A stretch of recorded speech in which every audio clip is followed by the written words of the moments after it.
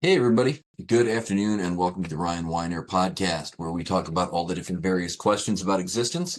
Why are we here? Are we alone? All that good jazz. You're obviously here because you like that kind of stuff. So hit the like button and subscribe to get more content. Today's guest is Mr. Tyler Scott. Tyler is a ex police officer and researcher of not only UAP phenomena and that, but also Sasquatch and some other different good stuff. So, I'm waiting to hear just, what different experiences you've had and what kind of stuff, that that your research has led you to findings and all that good jazz. So, yeah, man, if you just want to kind of shoot from the hip and let us know, let us know about you. Sure, I can ramble on. My name's Tyler Scott. I was a police officer in Ontario, Canada for 13 years. I left a couple years ago. Um, for me, this journey, I guess, started. I just wanted to know if there'd been any more UFO sightings. I wasn't a YouTube guy. I was busy, working in law enforcement. I never really looked into any of this stuff, but I was just curious if there'd been any more UFO sightings. That led to understanding what's been going on now in the world in terms of UAP, UFO disclosure, the Disclosure Project, Dr. Stephen Greer, and the CE5 stuff. As a police officer, I'm not allowed to. We're not. We You can't. You have to be able to articulate everything from a Newtonian perspective, a real physical perspective. There's no room in policing for any of the quantum stuff, right? So I didn't really have any understanding of any of this stuff. I perceived everything. I perceived reality completely from a physical, Newtonian perspective, wherein physical things are interacting with physical things. So the CE5 stuff really challenged my understanding of reality. You know, uh, the fact that human beings were meditating and making contact with extraterrestrials and attracting UFOs into their physical reality, that was just something that I couldn't even really comprehend. And I know now that it caused me a bit of what's called cognitive dissonance. Hmm. If I'm challenging the part of your brain, if I challenge you with information that you don't accept, or you don't understand, you've never heard of, that challenges the part of your brain associated with your identity, and it really makes you question your whole beliefs if the information that you believe to be true is incorrect. So that's what I experienced, and that's one of the things I'm talking about is that cosmic disclosure is causing cognitive dissonance, and it's going to really affect the people that believe we know what's going on, like police officers, judges, lawyers, scientists, politicians.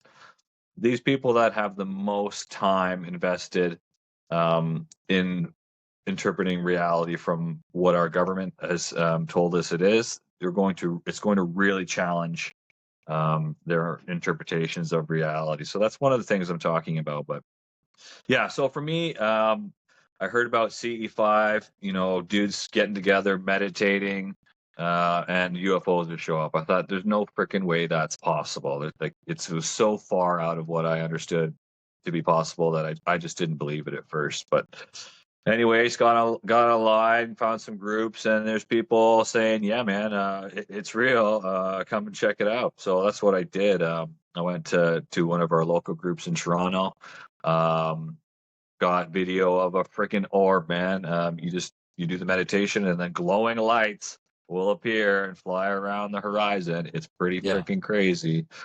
So first time I did CE5, nothing showed up right then and there, but afterwards, a couple days after, I kept getting this freaking ball, like a car-sized metal kind of dark ball. I What was the sitting heck? on my porch and I get like this telepathic urge to look up, and then there's this ball just floating right over my house. The same thing happened again when I was on a plane, going to Disneyland or coming back from Disneyland or something. Looking out the window, same thing. This ball, man, just going beside the plane, and I'm like, "There's no way. I'm losing my freaking mind." So, yes. Fast forward after that, got together with the Toronto group, and orbs are showing up. Um, so, now I've been really looking into the quantum physics stuff, trying to articulate how this stuff happens, how this is possible. We've really gone down that hole there. So I developed the Lost Channel Ce5 Meditation Eco Retreat and Research Center. It's a property that I own, a little cabin that I built a few years ago, trying to do some good with it.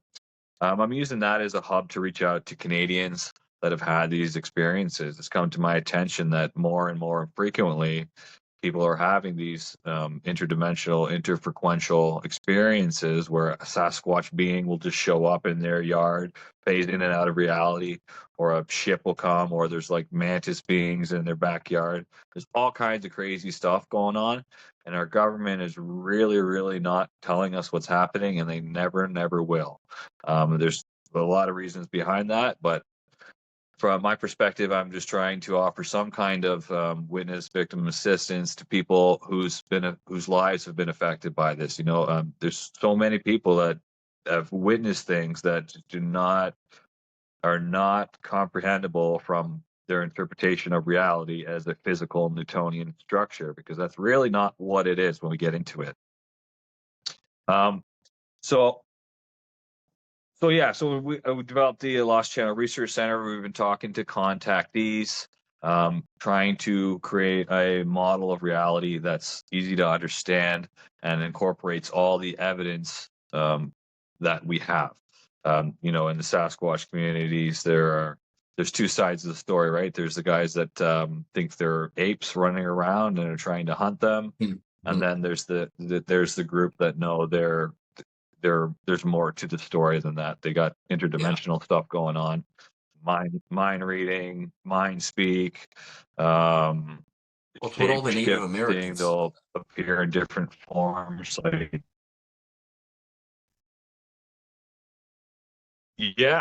No, and from in Canada and in Ontario, our native population called Sabe, and that basically means older brother, elder brother, I believe. But that's what I've come to understand them as, anyways. Is basically a previous iteration of human beings on Earth, and we can get into that if you want. But what got you into this, there, Ryan? You know what? I'm a guy who's been having sort of weird paranormal experiences since I was a kid. And then when Can you hear me?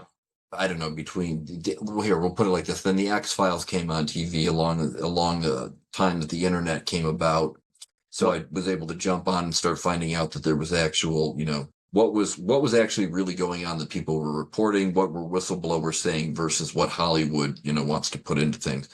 So that's what I generally found the work for like Dr. Stephen Greer and different people probably around 1999. And I've just been at it ever since with, listening to different whistleblowers that are coming forward, talking about things. It's one of those things where somebody asked me to even explain what's going on with it. I'm like, geez, I don't even know where to start, so to speak, with all this different stuff. But yeah, I've just been always one of those people like just with the Sasquatch thing, with anything out there, I'm sorry, but 150,000 people all reporting something. Some people there, they saw something. It's not a bunch of people lying about stuff. So, but that's what got me into things here. You said you had kind of created like a little bit of a model of reality, so to speak, or how you kind of see things flowing. Do you want to go into that?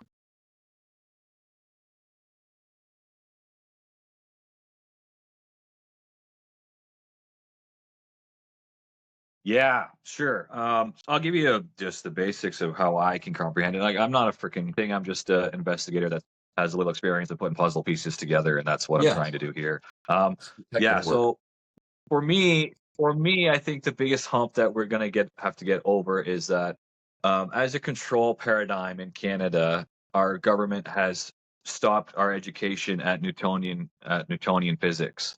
We are taught everything is physical, and everything is just bumping into each other. But when we zoom in on anything, and we zoom in at the atoms, well, atoms are not physical things. Like we were taught they're made of physical bits and bobs, but there's not actually anything physical there. They're 99% empty space and 100% just energy. Energy can be defined as light carrying information. So can a hologram. So basically, our entire reality is a holographic structure. There's nothing really physical. You can, when we do this, we car crash, you crumples the car, you get punched, you get a bruise. We're not really experiencing physical interaction. We're experiencing electromagnetic repulsion. Hmm. When we zoom on things touching, nothing's actually touching anyways because it can't in the first place. Right. So our government, they teach us to perceive reality from a Newtonian real perspective, and that's all there is. But that's not really what it is. What it looks like from a quantum perspective is a non-physical energy projecting a physical structure into reality, and that's pretty much where we are right now. So all our quantum physicists are all telling us now that reality is a Hologram. a a, uh, a virtual structure. Essentially, we Hmm. are basically in a simulation of some kind where all of it together is us. We are all the same thing, God, source, whatever, however you want to call it, but we are all Right. the same thing in individual perspectives perceiving ourself. Reality is essentially a large language model. We're in this reality where we've forgotten all the information of the universe, and we are just little bits of it perceiving ourselves, learning from each other, to create new and different perspectives and interpretations of information. And that's essentially how a large language model computer structure functions. I like to use the example of the No Man's Sky. It's a video game that's coded fractally using fire ratio and all this stuff. But basically, if you put these mathematical whatever formulas into a video game, it will create a whole. They've created a whole universe where every planet is different. They've got their own animals. They've got their own whatever. But they've done that just using math. If you add AI to that and let it sit for whatever a billion years, then you're going to get something like this, where the beings on the planet have forgotten what they are, where they come from, and well, now we're at a point where our government knows what this is, but they're just really not telling us. So I got so you can think of Earth as like everything that exists in a state of superposition. It exists as physical all the way to plasma at the same time. As well, everything exists everywhere all at once. All of reality is just like this big soup of energy, and we're just in one specific little frequency of it. Um, so Earth itself, you can think of it as like a ball of energy. We are in a dense part, a dense frequency at the center of the ball where we perceive everything as physical. As you move out into different dimensions or layers of this reality, things get loosey goosier. They get more fluid. They get to be more plasma. It's just energy evolving, um, Yeah. and it's retrocausal as well. So we you can think of the dimensions as we are here. What we believe is what is going to exist in higher dimensions. So if you have guys talking about creating a higher dimension reality after the ascension process, they are essentially creating people, getting people together to create things in higher dimensions. So these beings are like looking at us. This is the Watchers and all this stuff. They're essentially looking at us, perceiving us. We are part of them. And that goes all the way up to source or whatever. So the higher you go up in frequency, the more information, the more of reality as a whole structure these beings have access to, and that's why we get everything in reality is just conscious energy. There is nothing here that is not energy communicating with other energy. Everything here is intelligent. Everything here is a being. So everything in our reality is an intelligent being. And this is where it gets real trippy when we get into higher dimensions, and we can get into that. But essentially, we are in an ascending consciousness system. Yeah. Everything is conscious. We start, there's rock is conscious, then it goes up to plants where maybe it's has a little bit more access to consciousness, then to animals where they have more access to consciousness and they become self-aware to an extent.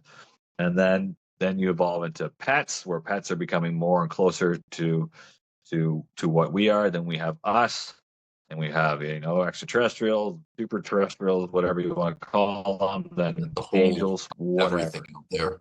The whole gambit. But we're all Yeah. the same thing, just experiencing ourselves from different frequencies, different levels of reality.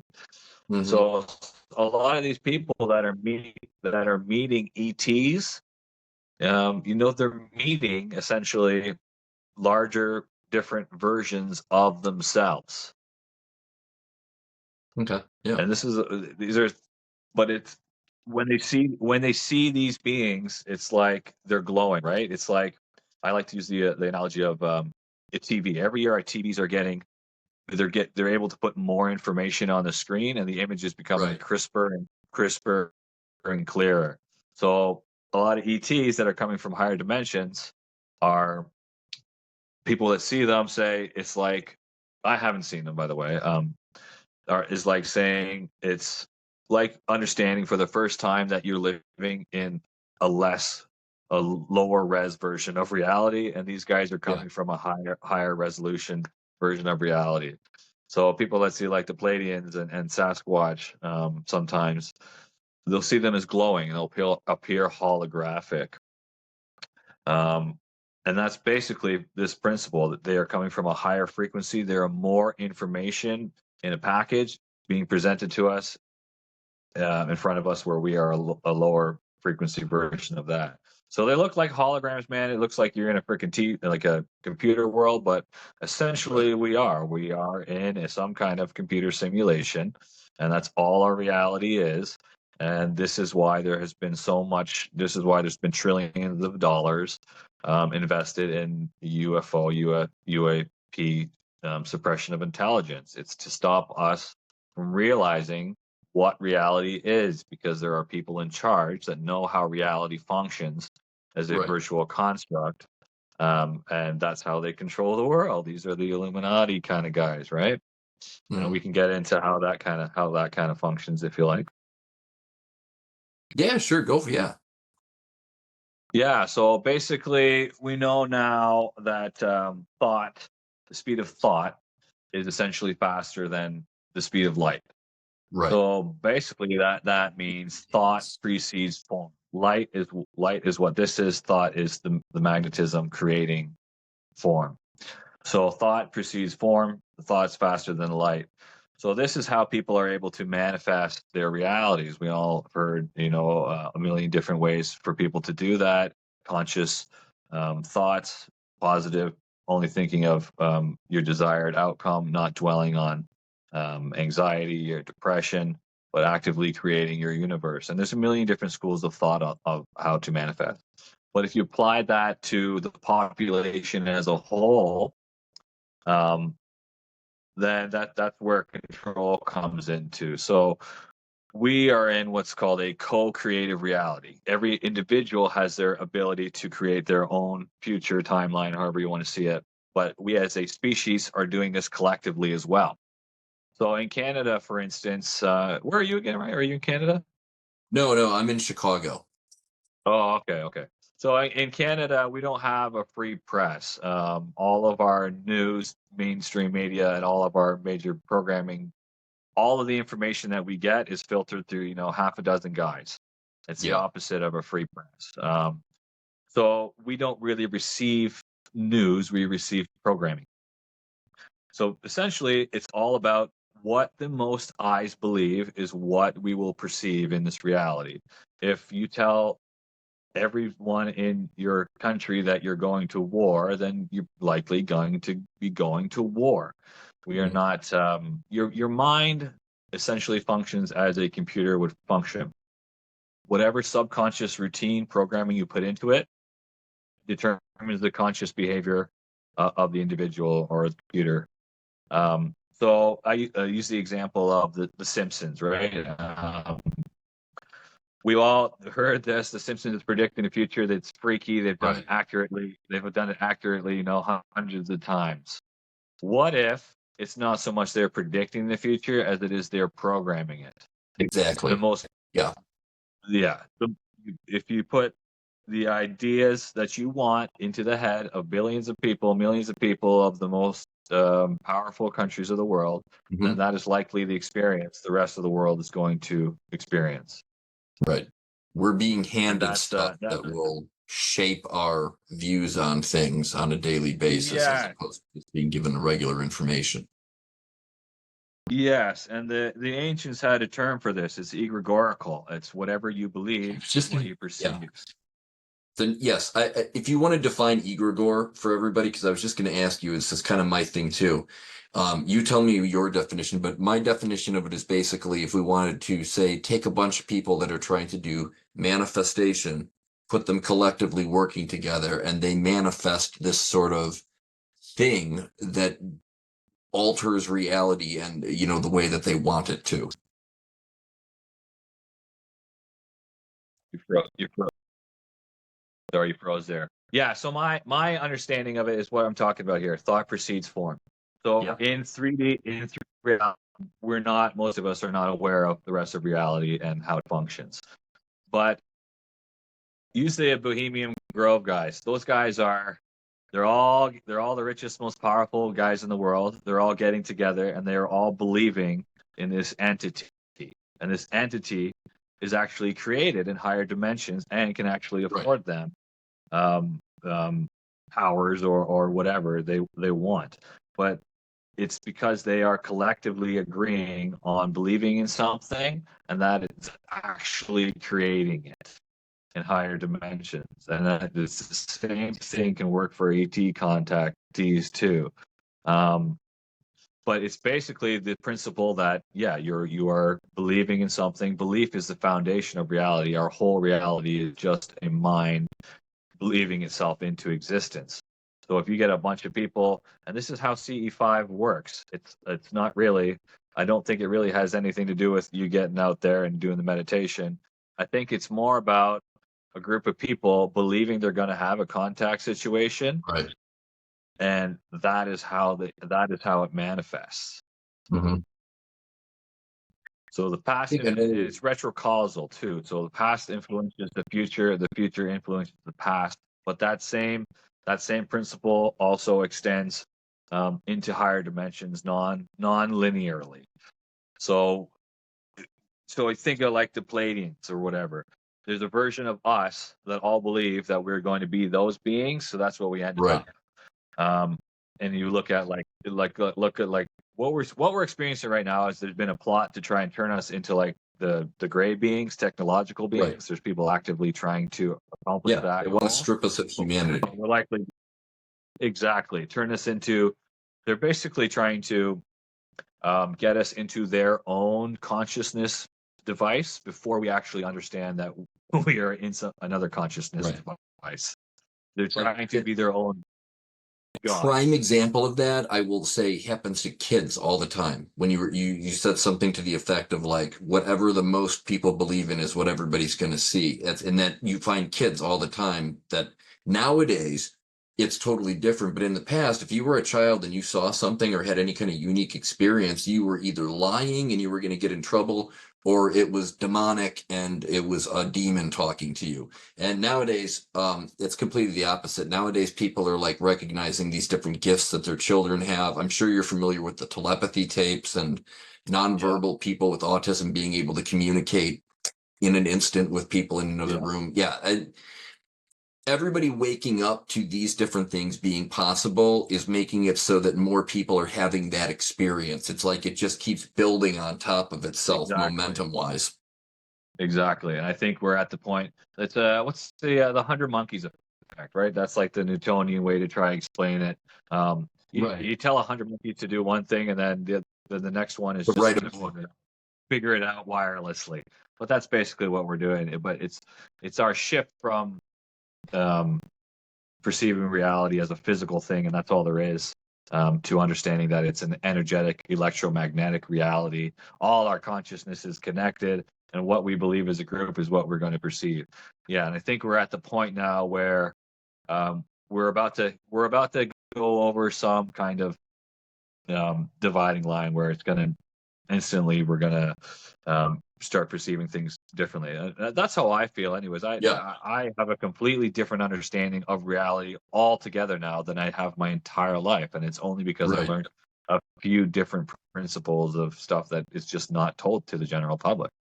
Yeah. When I was 19, I bought a book by a guy named Nick Herbert. Will never forget his name. I can't remember the name of the book now, but it was nothing but all of these different quantum physics theories. And this was before they tried to come out with string theory and stuff. This was when like it was just the basic quantum mechanics that guys, at MIT and different people had come up with. I can't think of any of this Max Planck type stuff. Um, so it was all of that. So that's what sort of when I was started learning about that, that's where I had that same sort of now I can't think of the term for it. The disconnect that you were talking about at the beginning of this, where your reality no longer is what it used to be because you've got this kind of paradoxical situation going on. Yeah, cognitive dissonance. That's it. There we go. That's where, yeah. That's where I experienced the cognitive dissonance was actually doing like learning on the actual physics and the math of the situation. And there is actually, statistically speaking, I believe it's 17.5 or 17.3% of a population shifting their social belief on something will shift the entire rest of the country. Same thing, chemical reactions. If you introduce a certain amount of bacteria into the human body, nothing will happen. But the minute you inject over a certain amount of bacteria into the human body, the person will get sick. So there's this you need to create a certain amount of stuff to make the actual, what am I looking for, critical mass kind of happen. Yeah.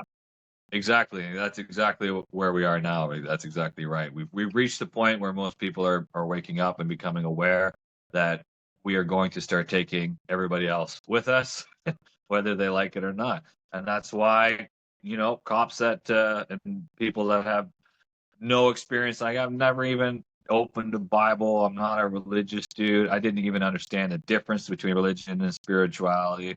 But now it's like I just get this shit, and this all Mhm. really happened like in a rapid period of time for me, and I never thought it was. I've been an atheist my whole life. I didn't believe in any of that stuff. UFOs and I thought, yeah, definitely there must be intelligent life somewhere out there. It's just math, right? Do the numbers. Right. But Sasquatch and Dogman and this kind of stuff. Um, Dogman, I wouldn't have believed. Sasquatch, I thought, okay, maybe there's enough people. I never really looked into it, never really gave it any thought.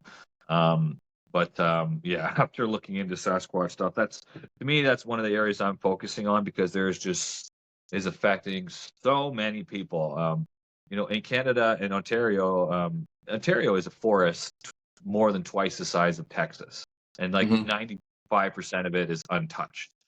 Right. There are people having experiences with Sasquatch on the daily. They're everywhere. You can't go to a town in Ontario without somebody having a Sasquatch experience, especially on our native communities. Um, but that's a really good example too of what we're talking about, the believing things into existence. You can have a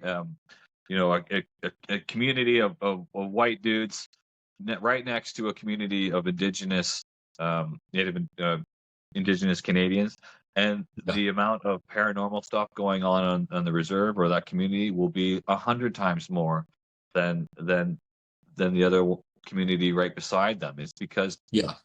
they have an interpretation of a quantum interpretation of reality, and more people are believing these things. It's how they're going to experience them. So it's real that learning that stuff just really blew my freaking mind. It was so far out of what I understood. It makes complete sense too, because when people talk about the brain now, the brain was supposed to produce consciousness. Well, now the leading thought is consciousness is out there just the same way gravity is a thing. And we don't Exactly. necessarily have the ability to grab it. But what our brain more or less seems to now really be doing is filtering things. And so it makes Exactly. sense that if you absolutely positively say there's no such thing as, anything besides knock on wood, hard physics type of stuff, you're not going to see it. Your brain will Yeah. filter out the all of the different stuff. It's not going to let you see it. It's sort of like Dr. Greer even said. It even comes down to fear. If somebody is fearful of those types Yeah. of things, they will not. Those things will not interact with them. You'll never see that kind of stuff. Yeah, that's a great point you just raised there. That's one of the first things that I really came to understand talking to and basically I started profiling contactees. I wanted to know why Tom, Dick, and Harry are seeing Sasquatch and Bob's not. And I just did a presentation on this Toronto. It comes down to consciousness. All of reality is a conscious field in layers. It's all a machine to make us awake. And all of those layers are dimensions of reality themselves. So people that live in the lowest, so everything is a frequency, right? Everything in Mm, reality has a frequency, everything is a frequency, including your emotions. If you are at a low frequency where you're fearful, hateful, you're thinking really negative, awful thoughts all the time. These are the people that have interactions with low frequency beings, or what right. people are calling demons or reptilians, whatever, right? But the people that are on the other end of the spectrum that are operating from pure love, authenticity, service to others, like gurus and Indian gurus and these kinds of guys, they're literally have more access to the universe, to consciousness. These are the people that are experiencing higher aspects, senses than what than what most people are experiencing. Me, I'll use myself as an example. I lived in a fear paradigm my whole life, just my growing up and then starting policing at 21. You are absolutely in a fear paradigm if you are a Right. police officer. You cannot go to work, put a gun in your hip and bulletproof vest on and not worrying about Right. Right. your safety, right? And we just told that that's okay and that, that's a part of growing up here. But that is intentionally the design of this place. We live in a mad society, mutually assured destruction. The foundation of how we do things on the planet is to create fear, because fear keeps the most people in the lower dimension. People Right. that are experiencing higher dimension conscious thoughts are manifesting whatever they want. They're just pulling money out of thin air. They're getting the relationships they want, and they're seeing freaking interfrequential beings and spaceships and stuff. Yeah. So that really blew my mind. But that's the easiest way to predict or tell if someone's going to have a paranormal contact, is what frequency are they on. Yeah, absolutely. Aside from this kind of stuff, so, since I was about 19, I started studying ancient Christianity and then moved into finding the Dead Sea Scrolls and the Gnostic stuff. And the Gnostic is totally different than the other stuff. All of this long line of exploring stuff for the last 25 years. I have a ton of experience in Western ceremonial magic or occult stuff or whatever you want to put that into, not from necessarily practicing it, but just knowing people in that. You get two different types of people in there, and it's people that we will call getting possessed, okay? Or they have some kind of being attach itself to you. And what I was saying to one of my friends who's an actual pastor was I said, I see more people that talk about having negative experiences with that profess that they're like this, total Christian about everything, or they just don't mess with anything. Yet then they have these horrific experiences happening in their life. And then you sort of see other people that are really into that kind of thing, and they don't seem to have any more or any less than the other person on the other side. So it's like, depending, it comes down to what resonancy, frequency, or resonance is that particular person on. What are you trying to contact? What are you trying to get in touch with? Are you trying to get a new job, or do you want revenge on somebody? An angel is Yeah. a good being is not going to help you get revenge on somebody. So if you've got that attitude going in, that's what you're going to open up your portal to, and that stuff is going to start interacting with you in ways that you're not even aware of at the time. Yeah, and that's a good point too. We are in a dualistic universe. You can't have good without bad. You can't have light without dark. You can't have yin without yang. So there is a school of thought that everything out there is going to be benevolent and lovely. I do believe that will be the case at really higher dimensions, Right. because everything will turn into source at some point. But I don't believe that we shouldn't be careful. I do. There must be negative beings. We're negative in a lot of ways. There's going to be negative beings out there for sure. Yeah, I think one of the things people assume, Dr. Greer is of the people misunderstand what he and some other different people like him think. It's not that we're saying all of these extraterrestrials are good, wonderful. Oh, let's go and have a barbecue together. No, some of them are probably just quite self-involved, the same way that the United States or Canada really doesn't care what goes on with Topogo, some country that's down in the middle near Yeah. Argentina or something like that. If there's now, we're not going out of our way to harm those guys at all, but we're not going to go necessarily and help them unless there's something in it, beneficial for us too, because we have to answer to our own people. So I think that that's this major disconnect that's happening is you have people that say, okay, everybody's 100% good. And then you've got good people plus self-involved people. And then you've got the ones who are like, no, it's good versus evil. And you've got these different demonic aliens. Tucker Carlson talks about this kind of stuff all the time. And I'm just like, man, you are really just extrapolating on a bunch of different stuff here. Yeah. Totally. Yeah. Do you want to play that clip there from the cigar one? Yeah, go for it. So, yeah, if you just want to tell us what's happening here. Yeah. So I'll set it up. So this last summer, I met up with a gentleman named Mike Patterson of Ontario, Sasquatch, Ontario. Yeah. He's been claiming to have contact with a family of Sasquatches for over a dozen years or so. He's got vocal recordings and stories out the yin yang. So I hooked up with him. I went to a C5 in Toronto, and some dude's like, "Yeah, Sasquatch was talking to me." Like, what? What are you talking about? Sasquatch was talking to me. Like, oh, I didn't even think Sasquatch was a real thing at that point. But that blew my freaking mind. So I reached out to him and said, "Yeah, man, we have some similar interests. I have this property. You want to do some stuff?"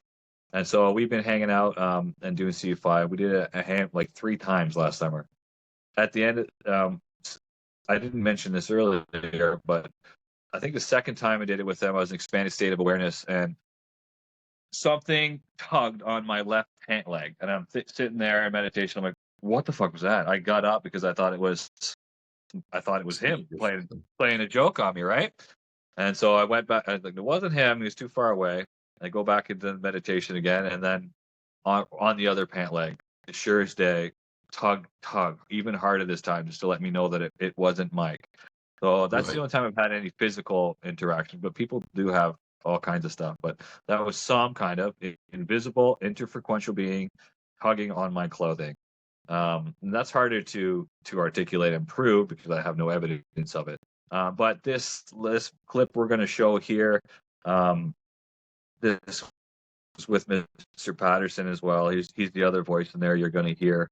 And this was the last chance we had in October and the fall last year to get up there because once the ice comes, we can't even get up there. So we're doing C5. We're just hanging out. We didn't think much of it. We haven't had much going on in the sky. But as we're sitting there on the viewing platform at Lost Channel, and we see some orange lights come up to the west of us. And we get I'm going to get a telescope to set up. I'm like, what is that? It's not something I recognize. I'm going to go have a look at it. As I'm going to do that, I get this like the telepathic thing again, where it's like, look up. It doesn't say look up, but it's just this Right. knowing to look up and Yeah. something. So I do this, and I look up, and there's this orb, this sphere of light approaching us from the south. And I've seen these orbs before. It's like, oh man, it's another orb. That's awesome. As it gets right over top, we can tell, oh, okay, that's not an orb. That's something physical. We can see the underneath of it, like dimly illuminated. Yeah. And this thing was about the size of a 747 to maybe twice the size of a 747. Not small at all. It was far away, but we could tell that it was huge. So as we notice the front light, the back light then turns on, and you can see this. Video doesn't do it justice, but we just saw like this liquid kind of light. It just looked like it poured out from the back underneath the fuselage towards the front. Yeah, if you want to, if you show it there. Yeah, I'm gonna cut this part that I'm saying right now out here, but I'm gonna overlap Okay. that, probably going back like 30 seconds into where Oh, you were talking. So it'll be up when they see the final film, oh, okay, okay, okay, at okay. this with your voice going over it. I just have to, I know how to do it. Oh, okay, Yeah, I okay. just will. So then we'll kind of, so let's pretend that we've picked up from that then. Okay.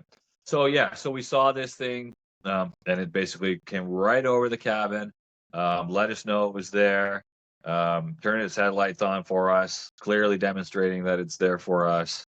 Um, so that this just slowly continued on northbound, and I followed it through the forest. I have another dock on the north side of the property, and we sat on the north side of the dock, and we just saw it. It turned off the tail light and just looked like one light, like a star traveling. Um, and then it literally just stopped. It looked like a star out in the distance, and it just parked there for like, I don't know, half an hour until we went Yeah. inside to get warmed up. Yeah, man, blew my freaking mind. Yeah, I had something similar happen there. There's pictures I had posted in the CE5 group in some other different areas. I'll try and put one of those up while we're talking here afterwards. But yeah, I had a similar thing happen where nothing, I would do CE5 and it didn't happen that night necessarily. It was for a series of like 3 days in a row. When I would go to work, there was a train station. I would park and walk into the train station and was just like you said, that sort of like prompting to like get up and go outside for no apparent reason and just Yeah. look into the sky. And there I've got these three giant white orbs that are just glowing, and everybody else is Oh, standing there not paying oh. attention to anything. I'm the only one paying attention to it. It's funny. But yeah, I ended up getting, That happens a lot.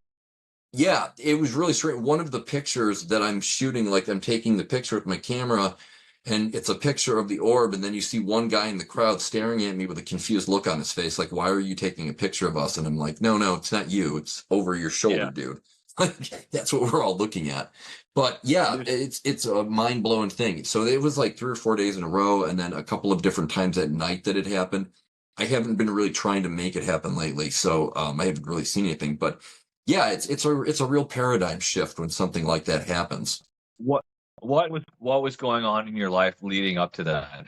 Were you going through any transitions or changes in beliefs or any different understandings of your life and what you're doing? What led up to that? Was there any significant event going on, or is it just I random? don't I don't think so. I think it was more or less that I was putting more effort into it. Like in the past, it's always been kind of a casual thing. Where I'm at in Chicago, Okay. like I've never been able to get a group together to actually do anything. I'm always doing it on my own because I've Yeah, got yeah. like one person in every town that wants to get together, but like, it's not five people in one town, it's everybody spread out.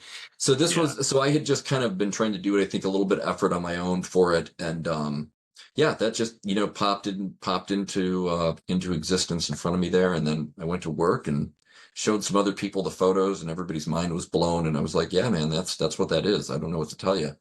But I Oh, have that's other awesome. people that are like, oh, so were they like drones? And I'm like, no, dude, they're not drones. There's no propellers. There's no heat signature. There's no anything. That's a gray orb up as high as an airplane with no wings or helicopter blades or anything. So whatever it is, it's not that, Yeah. you know? So you saw the actual metal kind of physical orb too as well, like a sphere, or Yeah, was it there's like a one ball of picture light? I've got. I'll try to figure out a way if I can put it up on here, but I'll just send it to you too. But it's where you can see two bright lights that I think might actually be airplanes coming in from our airport. And then there's one up in the corner, but it's a gray ball that clearly has shadowing underneath it and around where it's at. And then you can see where the light is hitting it at the top. So it's not just Oh, a that bright white light, it's an actual metallic ball-shaped object. yeah. Then that's what I've seen as well too. Yeah. Any? Have you heard any? I'm still trying to figure out who's behind the wheel. I have some people saying some things, but have you heard any? Have you heard anything about like craft design and who's behind the wheel of these things, Yeah. Palladians or whatever? Have you heard Yeah, anything? I would say this. I would say starting in around the 19, my thing for anybody who knows, starting around the 1940s to 50s, we started shooting these things down using basically EMP pulse weaponry that you can just like an electron gun or a microwave gun.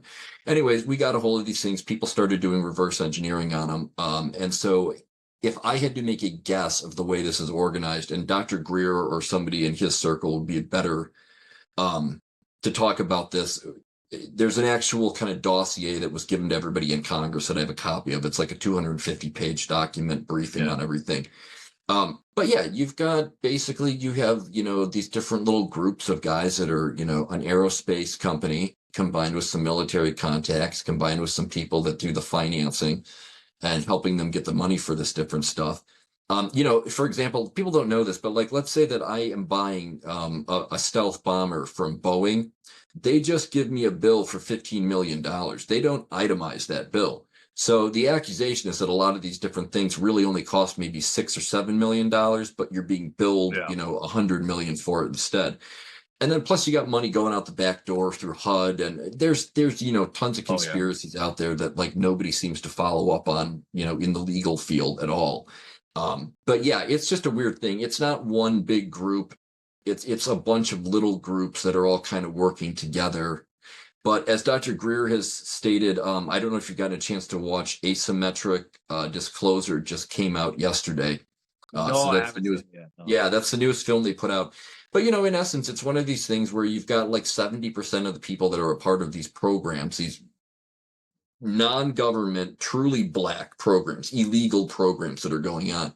The people that are a part of those things, it's like 70 to 75% of them are just like they want the information to come forward. And if Congress doesn't act in bringing the information forward and calling people as real witnesses, not these secondhand Luis Elizondo types, but actual real guys that we've put together a list of 750 different eyewitnesses that can be called in front of Congress. Some of them are willing, some of them would have to be subpoenaed. But Dr. Greer's already given that to them, and we're just waiting to see how fast we can get people to move on stuff. But that's but that's sort of his take on it, is that basically you've got these different guys in positions of power that have unlimited money streams and unlimited technology now. And either Congress does something about it, or the guys that are a part of these programs are just going to take all the information, dump it on the internet, and do a catastrophic disclosure. So that would be naming names. Everybody who's ever been involved in anything, these guys are ready to like dump this information on the internet, WikiLeaks style, basically. Yeah, I think the whole point of why it's all been hidden is because of this point that we've been told is we're in a Newtonian physical reality, and we're not. We're actually in a liquid light crystalline virtual reality. I think that one point is why all of the money's been spent to suppress it, because that is the turning point for us understanding the rules of this reality. When we're not playing by other people's rules, we're going to start being able to manifest our own realities. It's just a shift in perspective of what we're doing here. If you have a shift in perspective from understanding this place as an electromagnetic energy world where your attention is everything, and it can determine where you're going and what you do with your life, and you don't have to play by the rules that they told us that we're in. This is a video game, man, and there's people that know the rules that are wanting us to play out their version of reality, and we're starting to realize, hold the fuck up, pardon my French. No, that's not the case. We're all the creators here. We're all creating this reality together, and we can do what we want. And I think we're just weeding out these guys that have been suppressing that interpretation, and it's going to get bumpy for a while. Have you ever gotten a chance to read any of the Gnostic Christian creation stories that are different, that deal with the Watchers or the Archons, and then the Demiurge, who's the creator of the physical universe? I haven't read any. I haven't really read any religious scripts at all. I understand I know what you're talking about, the Watchers and the stories behind them, but no, I don't have any detailed knowledge of that. It's the character, the Yaldabaoth character, who is the Demiurge, the architect, whatever you want to call him, is sort of this offspring of the true God. And then this thing creates this physical world using the amount of light it has, but it doesn't have the full power of light. So it can only create something which is a reflection of the other real dimension.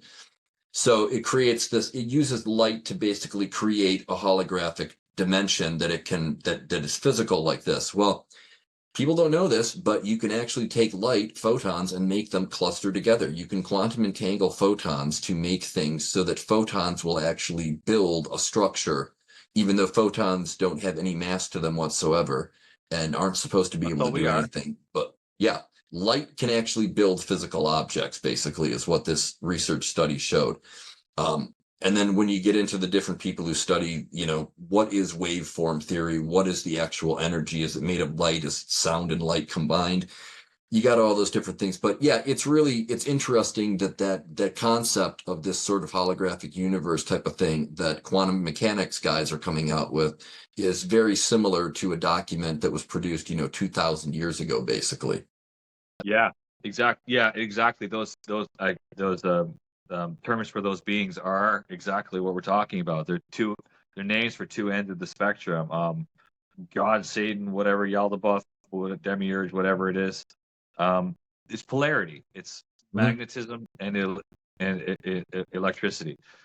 That is everything in our reality is created by electromagnetism. Everything is um, create the form of everything is created by that. Sound creates form, and it's in the middle is exactly where we are. That it's where all of reality is a spiritual being pulled apart and coming back together.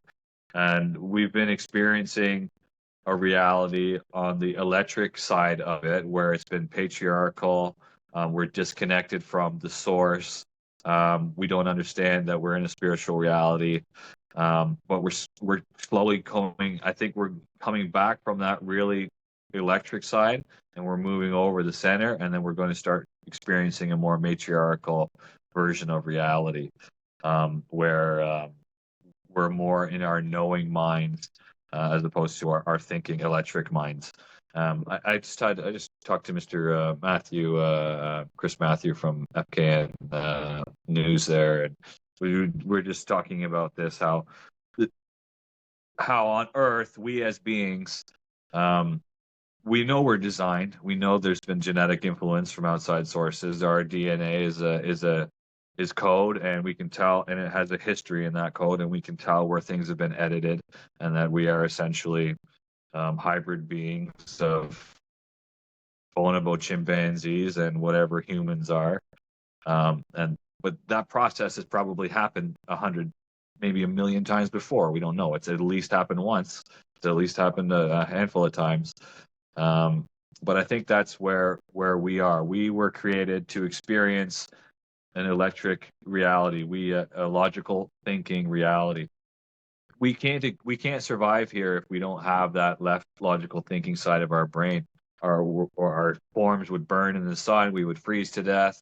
We had to develop social qualities and engineering qualities to be able to design our houses and live together. We had to be able to work together because of this. Um, we wouldn't survive. Or maybe as the beings such as Sasquatch, who seem to be better designed for this planet. They're impermeable to the weather. There's nothing's going to eat them. They're not living in fear.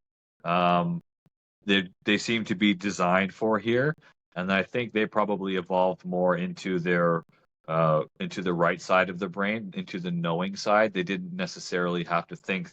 How do we fix this to survive? They just Right. could survive. They didn't need to, so they developed that right brain, the knowing stuff, and they got closer to source, and they evolved into a higher frequency of reality, because all everything is just energy evolving. We kind of think of evolution as a biological thing where something changes and your biology changes a bit, but underneath that you're just energy, and its energy exists on this evolving spectrum from liquid physical to plasma, and we're going to evolve like that as well. I think we're going to hit that point at some point. Yeah, that's very cool, Todd. What are your thoughts on this? I know in some areas, Portlock, Alaska, for example, or the Nahanni Valley up in, I believe, in one particular area. I don't know where that's at in Canada, but you've got different people who have stories of the running into these sort of Sasquatch groups that are, I don't know, hostile, I guess would be it. And then you've got ones that weren't. To me, it just seems like running across, if I run across a bear in the woods, it's going to be startled by me and probably take some sort of action in that area. Um, but I think a lot of times people think that, well, if they're supposed to be all higher evolved, then why would they, still move to attack on somebody? And it's like, well, I don't know. There's some things you're not meant to understand, I guess. I don't know the answer to that question. Well, first, how many freaking Sasquatch encounters have there been? Hundreds. Right. There's like, I don't know. I think BFRO has like 50,000 documented just in the U.S. Undocumented, probably 3 times that much. Right. And then everywhere else in the world, there's been hundreds of thousands of interactions with Sasquatch throughout all of our history, or Sasquatch-like beings on pretty much every freaking continent other than Antarctica, because we don't have anybody there that we know of. But there's been hundreds of thousands. The cases where they've been violent are like less than 1% of 1%. Yeah. So that alone, if you can't have hundreds of thousands of interactions for human beings and not get to violence, they seem to be a lot more socially evolved than we are. Yeah, scaring the crap out of people, that could be a higher dimensional reason that maybe that person agreed to this before and they needed to change their understanding of reality. Yeah. Or maybe there's some from what I understand now, there's a lot of interactions around portals and unique geological areas, but unique geological areas also happen to be around portals. So for instance, where we do some of our research in Ontario, the Kawarthas, that whole region is basically quartz. I was just going to say it's under the national parks here in the US. That's the same thing. Yes. Enormous quartz deposits underground equals weird shit happening above ground. Yes. But Ontario, we have a whole mountain range made of quartz, and this whole area, the Sudbury Basin where Lost Channel is it's the second biggest meteorite or asteroid to ever hit Earth, cause an extinction event, other than the big one in Yucatan that wiped out the dinosaurs. Second biggest one is in Sudbury, where I am. But the whole area is a hotspot for all this stuff. Sasquatch, UFOs, and yeah. But if you look at the ley line maps, essentially portals, all of everything in our reality has to take sacred geometric forms in order to exist. Energy to be contained must take these geometric forms. And then the stacking of one form to the next form is the vertice between those two forms is a portal. It's a way for energy to move between forms. But those portals also just happen to align with what we're talking about, unique areas, and like the Vatican built on one. All these a lot of churches and stuff, they're all built on these things because it's energy transferring from higher dimensions into our reality as a physical structure, and it's freaking wild, man. Yeah, I think the Vatican is actually built on a temple that is so old. It's been built on and then built on and then built on, but the original whatever was there where the Vatican is, it goes back to like first temple. We're talking like 4,000 to 5,000 years old. Yeah, that people were doing stuff there, miles. and then they built the Vatican on top of it. Yeah.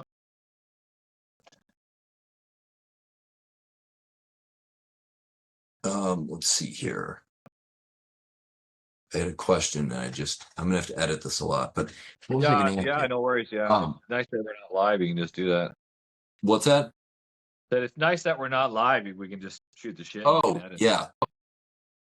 Let's see here. What was it? The thing. So Sasquatch, Valley. Oh, the one thing I was going to say too about that area is that I don't think it has to necessarily always be the same creatures either. Like, the same sort of idea that you have different types of wolves all over the world. So if you add another animal form, you're going to have different types of animals all over the world. So it might just be that some of them tend to be aggressive and some of them are not. That's what a lot of the native people, when I've watched this thing. Are you familiar with the Nahanni Valley, where the headless men? I've heard of these like dudes with faces in their chest and have no heads, but no, I don't know much. Oh, no. There's a place called the Hani Valley that's up in Canada there somewhere, and it's a place where a bunch of different people have gone exploring for gold. And every time people go there, they disappear, and the people who go to find them will find their campsite, but everybody's missing their head. Oh, no, I Nobody's haven't gone heard for that. their right. Like a guy was like sitting at the campfire, and he's no head when they found him. It's really strange. But Oh, yeah, how's it called? my thought on it though was that just as if you have if these things are intelligent, it would maybe be possible that you find ones that are more into like positive and living with nature, and then you find ones that are all about domination and trying to take. So somebody more on the Ahrimanic or dark energy side of things. Um, so I mean that could be a possibility for them too. But let me ask you this. Here's what we'll get back into. So we're all down here as kind of what I refer to as a individual unit of awareness, right? At the end of the day, I know that I'm looking through my eyes, I'm talking to other people. That's the one thing I can know personally for myself is that I exist. I am. Um, Wait a second, hold on. Now,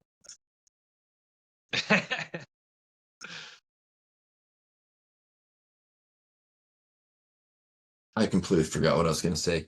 But, one of the things we're down here, you were talking about pre-birth, or you kind of alluded to like, having a life plan or something along those lines when you come down here. So what's the point to us incarnating down here if you had to make your guess at it? What are we trying to accomplish? I think I think this is a place to create um, emotional beings. We are emotional beings. That's what we're doing. Everything here is creating emotions, and we're building everything from emotions. I think, yeah, if I had to just guess, I think it seems that human beings are already. I think most things evolve to the point that they become higher and higher frequencies. Whatever DNA we have seems to already be at the end of it. There are people that are talking to God, source every day, whatever. Um, we seem to already be all the way evolved to the gambit. So we are essentially angels here. We have the psionics tells us we have the ability to interface with the space-time reality we inhabit, and epigenetics tells us we have full control, energetic control over our bodies. We've been made to forget this. This is not new information. This is there's a million mystic schools of thought that have been talking about this stuff forever, but this generation has been forced to forget this.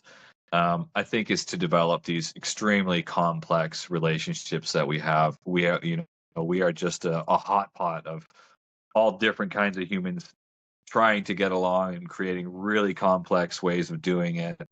Um, I think it's just to create emotional beings, from what I understand of it, anyways. Cool. Yeah. Awesome, dude. Well, I that's kind of is there anything else that you want to talk about? Or like I don't have Yeah, necessarily any I'll just questions, let you but know. I just want to talk about Lost Channel for 1 second, and then yeah. yeah. So Lost Channel, we're in Northern Ontario, about 3 hours north of Toronto. I'm trying to talk to Canadians about this stuff. If anyone has any not just Canadians, anyone around the world if you want to, but I'm in Ontario. I'm trying to provide a service to the people in my country. Excuse me. If anyone has any weird experiences that don't make any sense, they want to talk to somebody about it.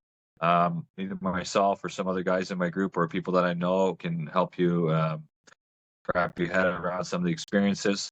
Also, Lost Channel this summer, we're going to be doing a CE5 event, Contact at the Lake. There's going to be myself, a few other women who have seen the same cigar craft as me, people from the Canadians for Disclosure group, as well as um, Mr. Michael Patterson from Sasquatch, Ontario. He's going to be there, and another gentleman that I'm working with, Michael Baston from the Vast Experience on YouTube. He's a remote viewer, Yeah. psychic, really skilled, really quiet, but he's not. He hasn't made himself a name out there yet, but his stories will blow your freaking mind. If you think I've had a weird life, this dude is on another level completely. So he's going to be there teaching us the basics of remote viewing. We're going to try Ce5 stuff at the lake, and hopefully get some more videos to put up there in the future. Yeah, I'm also doing this thing here, X-Cop Show, where I'm assisting the disclosure movement. Trying to I'm really just trying to prepare people for what's about to happen. If I didn't know any of this stuff, I would have went into freaking psychosis. It's not the fact that we know that we're not from this planet. It's not the fact that there's ETs living here and underground and in different dimensions. To me, the part wrap your head around that I think most people are going to struggle with is this transition from interpreting reality as a Newtonian physical structure, and that's all it is, and we don't Right. understand it, to really understanding that it's a virtual construct, and that essentially all of our reality is a virtual construct. I think that's really going to cause psychosis when these beings get here, and all these truth is going to be exposed all at once, and that's the catastrophic disclosure that we're talking about. We're just really trying to warm people up, but the government's still way behind, and we have some serious investigators here willing to talk to anybody that is looking for information. Perfect, man. That's awesome. When are you planning on doing that event?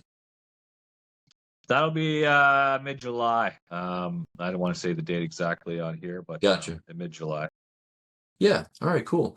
Well, let's do this, man. Hey, I'll be in touch base after that event there. I'm going to put information down so everybody can get in touch with you about that kind of stuff.